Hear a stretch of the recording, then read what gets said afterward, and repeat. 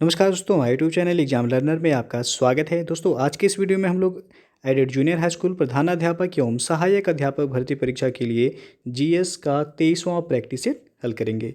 इसके पहले हम 22 प्रैक्टिस सेट हल करा चुके हैं, तो जो लोग नहीं देखे हैं चैनल के प्लेलिस्ट में जाके आप वहाँ से सभी वीडियो को देख सकते हैं।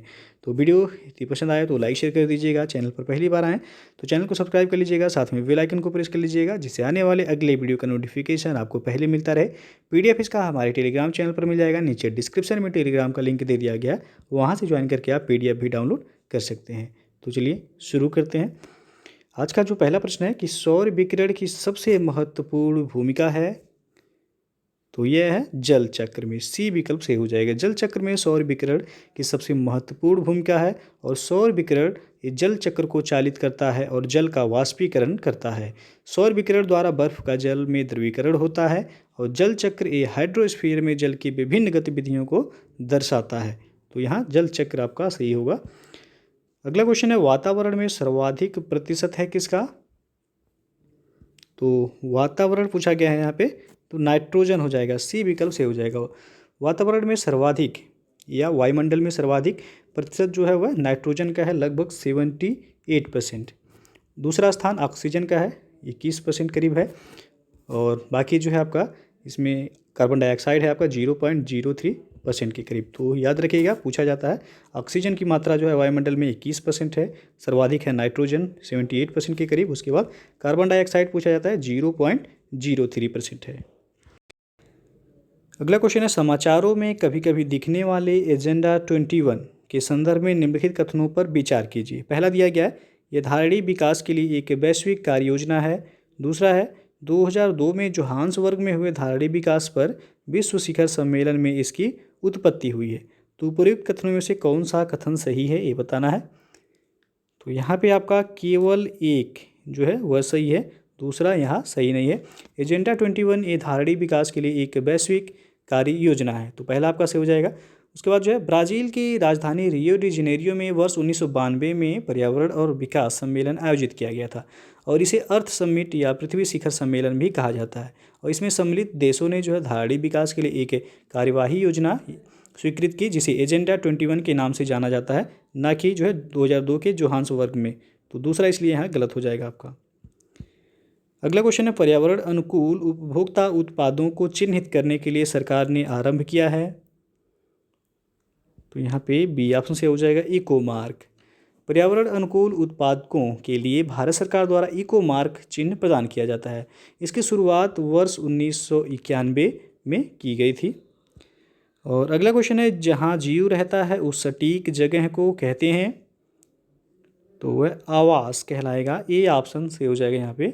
किसी प्रजाति विशेष के पौधों या जीवों या अन्य जीवधारियों के रहने की जगह आवास यानी कि हैबिटेट कहलाता है।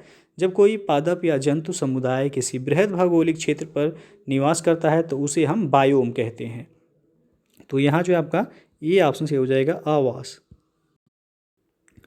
अगला क्वेश्चन एक पारिस्थितिक तंत्र में निम्नलिखित में से कौन प्राथमिक उपभोक्ता है? नीचे दिए गए कूट से सही उत्तर का चयन कीजिए। पहला है चींटी, दूसरा हिरण, तीसरा लोमड़ी, चौथा बाघ। तो यहाँ पे आपका जो है पहला और दूसरा यानी कि ये विकल्प सही हो जाएगा। किसी खाद्य श्रृंखला में मुख्यतः शाकाहारी प्राणी ही व प्राथमिक उपभोक्ता की श्रेणी में आते हैं, लेकिन विकल्प में जो दिया गया हिरण ये आपका शाकाहारी प्राणी है, तो ये आपका प्राथमिक उपभोक्ता की श्रेणी में आ जाएगा। चींटी ये अपघटक और प्राथमिक उपभोक्ता दोनों की श्रेणी में आती है। ये जो है पौधों को खाकर सेलुलोज से ऊर्जा प्राप्त करती है, तो चींटी भी आ जाएगा, इसलिए पहला और दूसरा जो है यहाँ सही होगा। अगला क्वेश्चन है फूलों की घाटी अवस्थित है, तो सबको पता होगा उत्तराखंड में। सी विकल्प सही हो जाएगा। फूलों की घाटी ये उत्तराखंड के चमोली जिले में जो है स्थित है। अगला क्वेश्चन है भारत में सबसे अधिक जैव विविधता संपन्न क्षेत्र कौन सा है? तो वह है पश्चिमी घाट। सी ऑप्शन यहाँ पे सही हो जाएगा। जैव विविधता हॉटस्पॉट एक केवल उष्णकटिबंधीय प्रदेशों में ही नहीं बल्कि उच्च अक्षांशीय प्रदेशों में भी पाए जाते हैं। भारत में जो है 4 जैव विविधता हॉटस्पॉट स्थल हैं: पूर्वी हिमालय, पश्चिमी घाट, म्यांमार भारत सीमा एवं सुंडरलैंड और अंडमान एवं निकोबार द्वीप समूह, जो कि ऑप्शन में केवल दिया गया पश्चिमी घाट, तो इसलिए आपका सी ऑप्शन सही हो जाएगा यहाँ। अगला प्रश्न है निम्नलिखित में से कौन अम्ल वृष्टि यानी कि एसिड रेन का कारण है? तो यहाँ पे आपका सी ऑप्शन सही हो जाएगा, सल्फर डाइऑक्साइड तथा नाइट्रस ऑक्साइड। अगला क्वेश्चन है, सन 2001 से 2011 की अवधि में उत्तर प्रदेश की दशकीय जनसंख्या वृद्धि दर कितनी रही है? तो यहाँ यदि अनंतिम आंकड़ा देखा जाएगा तो बी ऑप्शन से हो जाएगा 20.09%। लेकिन 2000 जनगणना 2011 के अंतिम आंकड़ों के अनुसार जो उत्तर प्रदेश की दशकीय जनसंख्या वृद्धि दर 2001 से लेकर 2011 के दौरान रहा वो 20.2% रहा है। तो ये अनंतिम आंकड़ा जो है ऑप्शन में दिया गया है, तो इसलिए बी ऑप्शन से हो जाएगा। अंतिम आंकड़ा के अनुसार याद रखिएगा 20.2% रहा है। अगला क्वेश्चन है, उत्तर प्रदेश में निम्नलिखित में से सर्वाधिक जनजातीय जनसंख्या वाला जनपद कौन सा है? तो यह सोनभद्र है, ये ऑप्शन सही हो जाएगा। यहाँ पे सोनभद्र में जो है सर्वाधिक जनजातीय जनसंख्या जो है निवास करती हैं, करीब 20.7%। उसके बाद जो है आपका ललितपुर में जो है 5.9% के करीब, फिर जो है आपका देवरिया, फिर बलिया, कुशीनगर, चंदौली, इसी तरह जो है फिर लखीमपुर खीरी। दोस्तों, यदि आप यूपीपीएससी और यूपी ट्रिपल एग्ज़ाम की तैयारी करना चाहते हैं और आप उसमें सफल होना चाहते हैं तो आप अनअकैडमी लर्निंग प्लेटफॉर्म से जुड़ के आप अपनी तैयारी को बेहतर तरीके से कर सकते हैं और आप एग्ज़ाम को आसानी से क्रैक कर सकते हैं। अनअकैडमी पर जो है स्कॉलरशिप टेस्ट, फतेह यूपीपीसीएस स्कॉलरशिप टेस्ट आपका फ्री में कराया जा रहा है। तो जो लोग जो है इस टेस्ट को जो है जुड़ना चाहते हैं या देना चाहते हैं तो ये हर संडे को दोपहर 1 बजे टेस्ट कराया जाता है और शाम को 7 बजे इसका एनालिसिस कराया जाता है। ये टेस्ट आपका बिल्कुल जो है फ्री ऑफ कॉस्ट है, यूपीपीसीएस प्रीलिम्स एग्जाम के लिए है, तो आप लोग इसे ज्वाइन जरूर कीजिएगा। अनअकैडमी प्लस फीचर्स आप देख सकते हैं कि यदि आप प्लस कोर्स लेते हैं तो इतने सारे फीचर्स जो है आपको प्रोवाइड कराए जाएंगे। अनअकैडमी पर बैच कोर्सेज जो अभी अवेलेबल हैं, आप देख सकते हैं यहाँ पे फास्ट ट्रैक रिवीजन है, 60 days UPPSC prelims GS 2021 batch, ये आपका 5 अप्रैल से शुरू हो रहा है। तो जो लोग इस बैच से जो है जुड़ना चाहते हैं, ज्वाइन करना चाहते हैं, आप जुड़ सकते हैं। उसके बाद साथ ही current affairs and UP special batch ये आपका 5 अप्रैल से शुरू हो रहा है। तो जो लोग जो है इस बैच से जुड़ना चाहते हैं आप जुड़ सकते हैं। फिर आपका लक्ष्य यूपीपीएससी 2022 है, ये 12 मंथ का prelims plus mains batch course है, ये 7 अप्रैल से शुरू हो रहा है। तो इसमें आप देख सकते हैं यूपी के टॉप एजुकेटर्स के द्वारा पूरे सिलेबस प्री और मेंस दोनों का सिलेबस जो है कंप्लीट कराया जाएगा। फिर आपका मिशन खाकी, ये कंप्लीट कोर्स है यूपीएसआई का, तो ये आपका 8 अप्रैल से ये बैच शुरू हो रहा है। तो जो लोग इस बैच से जुड़ना चाहते हैं आप जुड़ सकते हैं।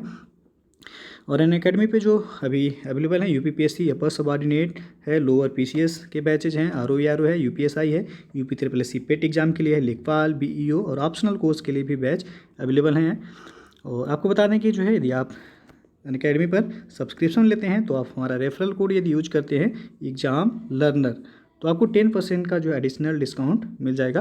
तो सब्सक्रिप्शन लेते समय आप हमारे रेफरल कोड यूज जरूर कीजिएगा, जिससे आपको 10% का जो है तत्काल डिस्काउंट मिल जाएगा। और आपको बता दें अनअकैडमी पर 1 मंथ का सब्सक्रिप्शन लेते हैं तो आपको 1260 रुपये पे करना है, 3 मंथ का 3150, 6 मंथ का 5040 है और 12 मंथ यानी कि 1 साल का सब्सक्रिप्शन का फीस जो है 6300 है और 2 साल का सब्सक्रिप्शन फीस 7560 रुपये है। तो आप लोग जो है एक बार अवश्य जुड़िएगा अनअकैडमी से और अपनी तैयारी को आप बेहतर तरीके से करके जो है आप एग्ज़ाम को आसानी से क्रैक कर सकते हैं। अगला क्वेश्चन है, 2011 की जनगणना के अंतिम आंकड़ों के अनुसार उत्तर प्रदेश के निम्नलिखित जिलों को उनके जनसंख्या आकार के अवरोही क्रम में व्यवस्थित कीजिए एवं सही उत्तर नीचे दिए गए कोड से चुनिए। पहला है इलाहाबाद, दूसरा आजमगढ़, तीसरा गाजियाबाद, चौथा लखनऊ। तो आपको जनसंख्या के अनुसार जो है अवरोही क्रम में व्यवस्थित करना है इन जिलों को। तो सर्वाधिक जनसंख्या वाला जिला उत्तर प्रदेश में आपको पता होगा इलाहाबाद है, यानी कि इलाहाबाद हो जाएगा पहले स्थान पे। उसके बाद दूसरे स्थान पर है जनसंख्या में उत्तर प्रदेश में मुरादाबाद, जो कि ऑप्शन में यहाँ नहीं दिया गया है। मुरादाबाद के बाद गाज़ियाबाद, तो यहाँ 3 हो जाएगा। गाज़ियाबाद के बाद जनसंख्या में आजमगढ़ है, तो यहाँ फिर दूसरे स्थान पे दूसरा आजमगढ़ दिया गया है।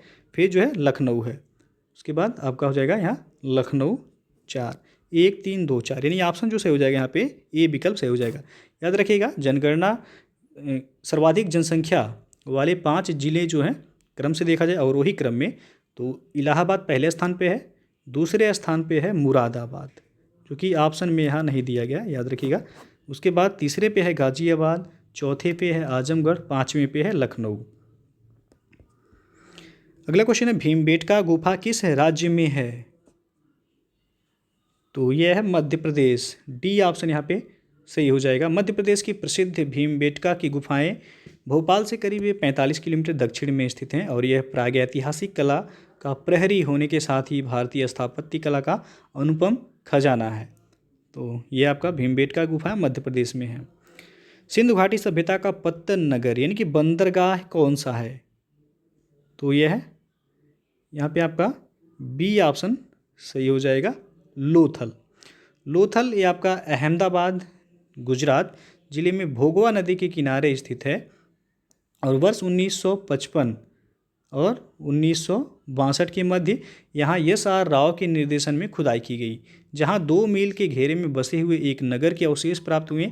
यहाँ की सबसे महत्वपूर्ण उपलब्धि पक्की ईंटों का बना हुआ विशाल आकार का एक घेरा, जिसे राव महोदय ने जहाज़ों की गोदी बताया है। इस प्रकार लोथल एक पत्तन नगर था और लोथल में 2 भिन्न भिन्न टीले नहीं मिलते, पूरी की पूरी बस्ती एक ही दीवार से जो है घिरी थी।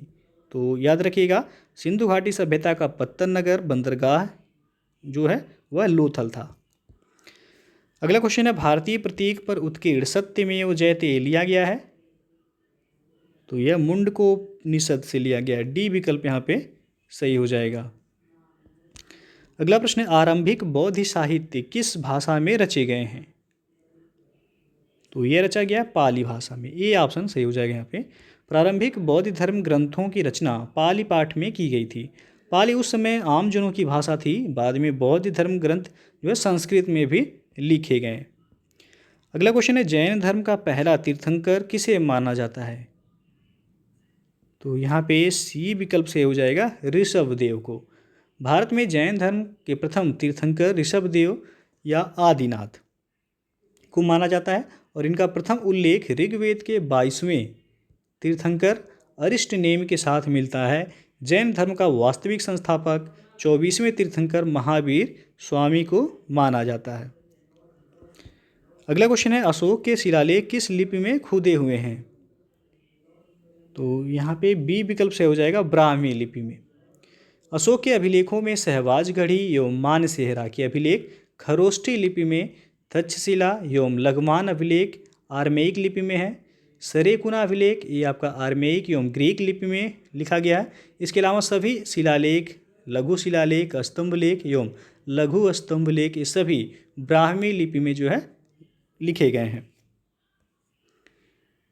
अगला क्वेश्चन आपका, राष्ट्रीय कृषि बीमा योजना भारत में किस वर्ष में प्रारंभ हुई थी? तो यह हुआ था 1999 से 2000 ईस्वी। सी विकल्प यहाँ पे सही हो जाएगा। अगला क्वेश्चन है, चरक किसके राज चिकित्सक थे? तो यह थे कनिष्क के। डी ऑप्शन यहाँ पे सही हो जाएगा। चरक एक कनिष्क के राज चिकित्सक थे। इन्हें चिकित्सा का जनक कहा जाता है और इन्हें चिकित्सा की प्रत्येक विधा पर जो है समान अधिकार था। इन्होंने चिकित्सा शास्त्रीय ग्रंथ चरक संहिता की जो है रचना की है। अगला प्रश्न है, गुप्त काल के चांदी के सिक्कों को कहते थे? तो वह रुपयक कहलाता था। बी ऑप्शन यहाँ पे सही हो जाएगा। गुप्तकालीन सोने के सिक्कों को दीनार एवं चांदी के सिक्कों को रुपयक कहा जाता था। तो सोने के सिक्का पूछा जाए गुप्त काल में क्या कहलाते थे, तो वह दीनार कहलाते थे और चांदी के सिक्के रुपयक कहलाते थे। अगला क्वेश्चन है, उस चीनी यात्री का नाम क्या था जो हर्षवर्धन के दरबार में आया था? तो वह था ह्वेनसांग। ये ऑप्शन सही हो जाएगा यहाँ पे। अगला क्वेश्चन है, गंगा को उत्तर से दक्षिण ले जाने वाला चोल राजा कौन सा था? तो वह था राजेंद्र चोल। सी ऑप्शन सही हो जाएगा। राजेंद्र चोल ये चोल वंश का एक प्रतापी शासक था। इसने उत्तर भारत पर आक्रमण कर पाल शासक महीपाल को पराजित किया तथा गंगा को उत्तर से दक्षिण ले गया। उत्तर भारत की इस सफलता के उपलक्ष्य में उसे गंगई कोंड चोल की उपाधि जो है धारण की थी उसने। अगला क्वेश्चन है, निम्नलिखित को कालक्रमानुसार रखें। पहला है तुगलक, फिर लोदी, फिर सैयद, इलबारी, फिर जो है खिलजी। तो क्रम से यहाँ दर्शाना है आपको। सबसे पहले हो जाएगा इलबारी तुर्क। इलबारी तुर्क ये आपका 1210 से लेकर के 1266 ईस्वी तक जो है इसने शासन किया। फिर जो है आ जाएगा खिलजी वंश। खिलजी वंश का जो शासनकाल रहा 1290 से लेकर के 1320 ईस्वी तक था। खिलजी वंश के बाद आ गया तुगलक वंश। तुगलक वंश का शासनकाल जो रहा 1320 से लेकर के 1414 ईस्वी तक। फिर जो है तुगलक के बाद आ गए सैयद वंश 1414 से लेकर के 1451 ईस्वी। फिर जो है लास्ट में आ गया आपका लोधी वंश 1451 से लेकर के 1526 ईस्वी। और लोधी वंश का अंतिम जो शासक था आपको पता होगा इब्राहिम लोधी था, जिसको जो है बाबर ने पानीपत के तृतीय युद्ध में हराकर जो है मुगल वंश की स्थापना की थी। तो क्रम यहाँ जो है आपका सही हो जाएगा, डी ऑप्शन सही हो जाएगा, 4 5 1 3 2। अगला क्वेश्चन है आपका, दक्षिण विजय करने का मिशन अलाउद्दीन खिलजी ने किसे सौंपा था? तो यहाँ पे सी ऑप्शन से हो जाएगा, मलिक काफूर को। अगला क्वेश्चन है, जनसंख्या 2001 के अनुसार उत्तर प्रदेश के निम्नलिखित 10 लाख नगरों का सही क्रम क्या है? यानी कि 10 लाख ही नगरों का क्रम पूछा गया है, वो भी 2001 की जनगणना के अनुसार। तो 2001 की जनगणना के अनुसार 10 लाख ही नगर जो थे, कानपुर था, लखनऊ, आगरा, वाराणसी था। तो यहाँ पे जो है बी ऑप्शन से हो जाएगा।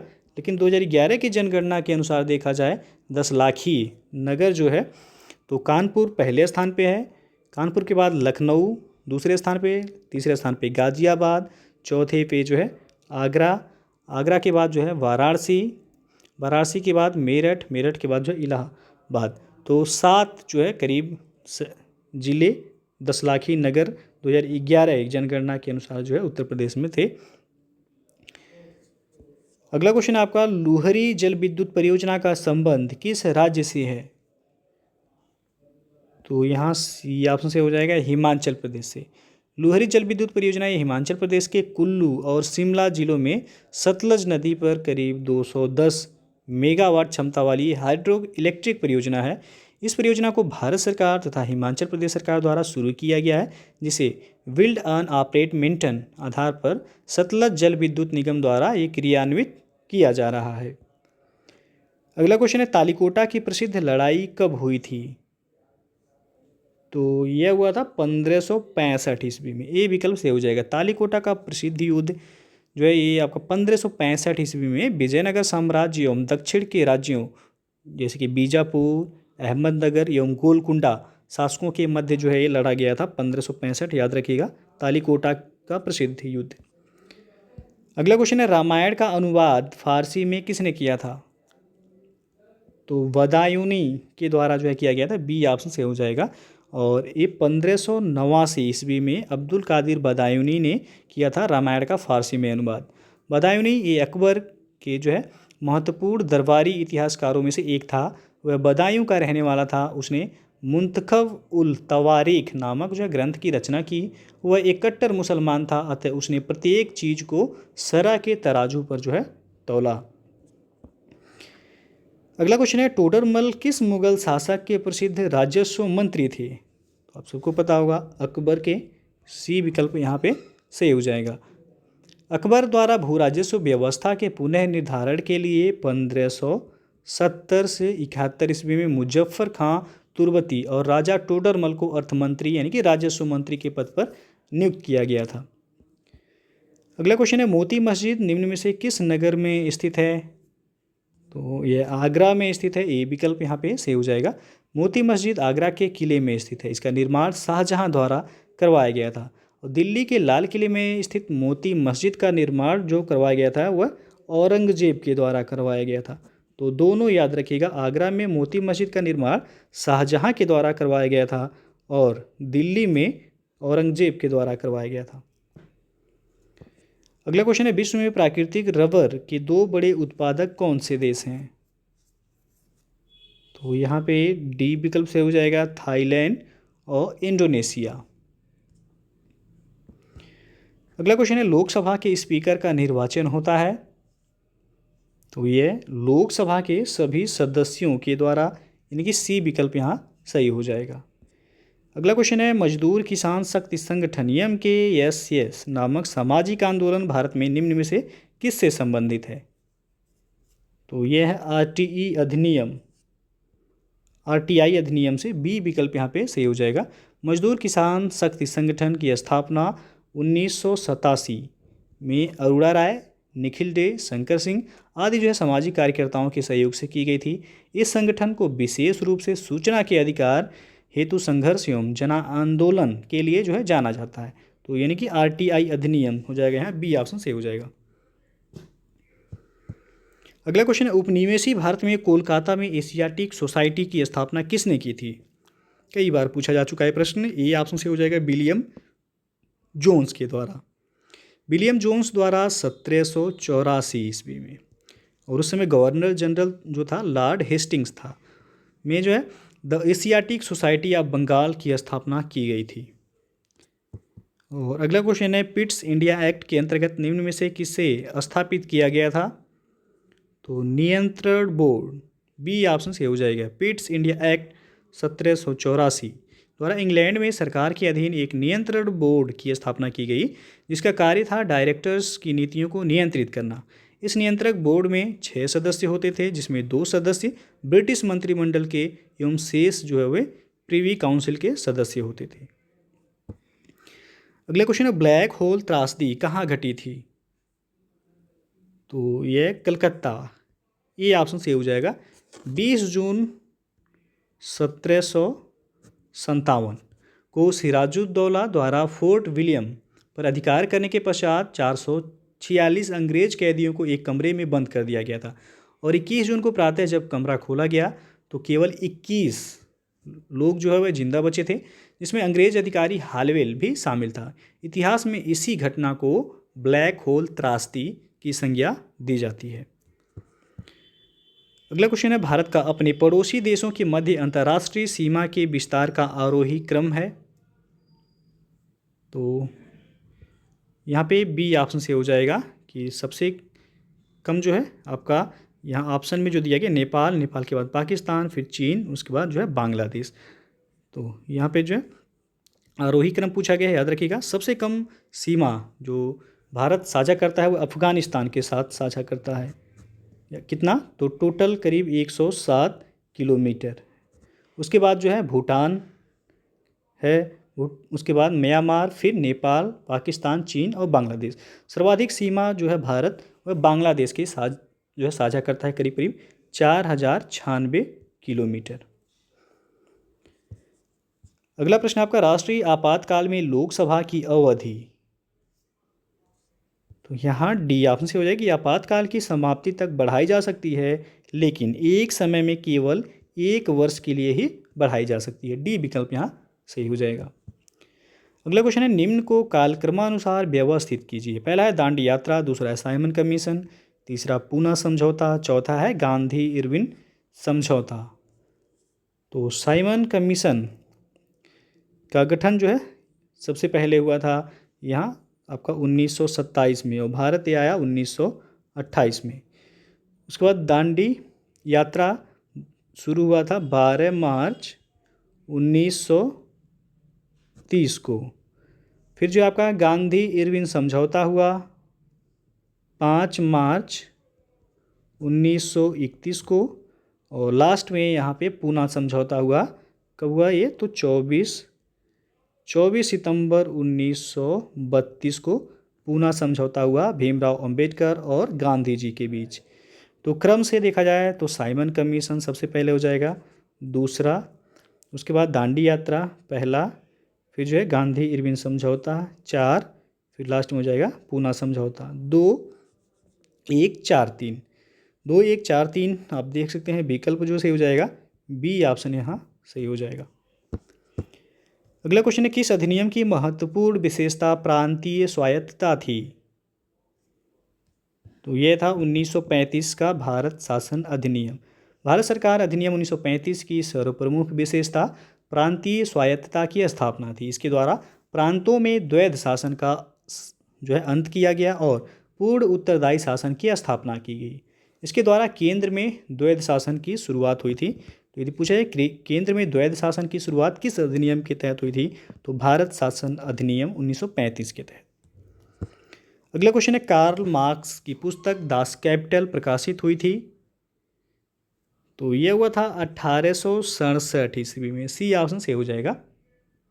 कार्ल मार्क्स की प्रसिद्ध पुस्तक है दास कैपिटल, तो सर्वप्रथम ये आपका 1867 ईस्वी में प्रकाशित हुई थी। अगला क्वेश्चन है, उस राज्य पुनर्गठन आयोग का अध्यक्ष कौन था जिसने भाषाई आधार पर राज्यों का पुनः सीमांकन करने की सिफारिश की थी? तो वह था फजल अली आयोग। ये ऑप्शन सही हो जाएगा यहाँ पे। नेहरू द्वारा अगस्त 1953 में एक राज्य पुनर्गठन आयोग नियुक्त किया गया जिसके अध्यक्ष फजल अली थे, और राज्य पुनर्गठन आयोग ने अपनी रिपोर्ट अक्टूबर 1955 में दिया था। इसमें कहा गया कि राज्यों के गठन में प्रशासनिक और आर्थिक पहलुओं को समुचित महत्व देते हुए भी भाषाई आधार पर ज़्यादा जोर देना चाहिए। अगला प्रश्न है, सर्वोदय की अवधारणा के संस्थापक कौन थे? तो वह थे महात्मा गांधी। ये ऑप्शन सही हो जाएगा यहाँ पे। आधुनिक समय में सर्वोदय शब्द का पहली बार प्रयोग महात्मा गांधी ने किया था, और यदि इस शब्द की जो उत्पत्ति देखा जाए, सर्वोदय का अर्थ होता है सभी के उदय या जो है कल्याण। इस अवधारणा को गांधी जी ने जॉन रस्किन की पुस्तक अनटू दिस लास्ट से जो है लिया था। तो यहाँ पे ये ऑप्शन सही हो जाएगा। अगला क्वेश्चन है, निम्न में से किस समाचार पत्र का संपादन गांधी जी ने किया था? तो नवजीवन। ये ऑप्शन यहाँ सही हो जाएगा। गांधी जी ने नवजीवन पत्र का संपादन किया था, और इसका प्रकाशन 1919 से लेकर के 1931 तक अहमदाबाद से हिंदी और गुजराती में होता था। इंडियन ओपिनियन, उसके बाद हरिजन, यंग इंडिया, ये महात्मा गांधी द्वारा प्रारंभ किए गए अन्य जो है समाचार पत्र थे। मराठा था, ये बाल गंगाधर तिलक का मराठा और केसरी पत्रिका। निम्नलिखित किस पहाड़ी पर पूर्वी घाट पश्चिमी घाट से मिलता है? तो यहाँ पे सी विकल्प से हो जाएगा, नीलगिरी पहाड़ी। नीलगिरी पहाड़ी भारतीय प्रायद्वीप के पूर्वी घाट तथा पश्चिमी घाट के मिलन बिंदु पर स्थित है, और नीलगिरी पहाड़ी को ब्लू माउंटेन भी कहा जाता है। इसकी सर्वाधिक ऊंची चोटी जो है वह दोदा बेट्टा है, जिसकी ऊंचाई लगभग है 2637 मीटर, और दक्षिण भारत की सर्वाधिक ऊंची चोटी जो है वह अनाईमुडी है। अगला क्वेश्चन है, निम्नलिखित युग्मों पर विचार कीजिए। एक तरफ पहाड़ियाँ दिया गया है, दूसरी तरफ क्षेत्र दिया गया है, तो और उपर्युक्त युग्मों में से कौन सा सही सुमेलित है ये आपको बताना है यहाँ। तो यहाँ पे आप देख सकते हैं महादेव पहाड़ियाँ मध्य भारत में हैं, बिल्कुल सही है। मिकिर पहाड़ियाँ ये पूर्वोत्तर भारत में हैं, ये भी सही है। कार्डमम पहाड़ियाँ दिया गया है कोरोमंडल तट, और कैमूर पहाड़ियाँ दिया गया है कोंकण तट। तो पहला और दूसरा यहाँ गलत है, तीसरा और चौथा सही है, यानी कि सी विकल्प यहाँ पे सही हो जाएगा। कार्डमम पहाड़ियाँ ये केरल के दक्षिण पूर्व और तमिलनाडु के दक्षिण पश्चिम भागों के बीच में यह स्थित है। तो यह कोरोमंडल तट ये भारत के दक्षिण पूर्वी तट रेखा को दिया गया नाम है, तो इसलिए पहला आपका यहाँ पे गलत हो जाएगा। कैमूर पहाड़ियाँ ये मध्य प्रदेश से लेकर बिहार तक विस्तृत हैं, जबकि कोंकण तट ये आपको पता होगा कि भारत के दक्षिण पश्चिम तट महाराष्ट्र व गोवा के तट को जो है कोंकण कहा जाता है। तो इसलिए जो है दोनों ही गलत है, पहला और दूसरा। 3 और 4 यहाँ केवल सही सुमेलित है। अगला क्वेश्चन है, भारत का प्रथम मैरीटाइम विरासत संग्रहालय कहाँ स्थापित किया जा रहा है? तो यह लोथल कहाँ है? तो गुजरात में है।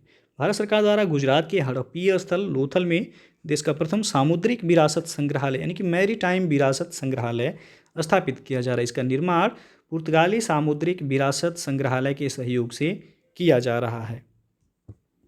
और अंतिम जो प्रश्न है, निर्भया कोष का गठन कब किया गया था? तो ये 2013 में इसका गठन किया गया था, सी विकल्प सही हो जाएगा। निर्भया कोष का गठन वर्ष 2013 में केंद्र सरकार ने देश में महिलाओं की सुरक्षा और उनके संरक्षण के उद्देश्य से इस कोष का जो है गठन किया था।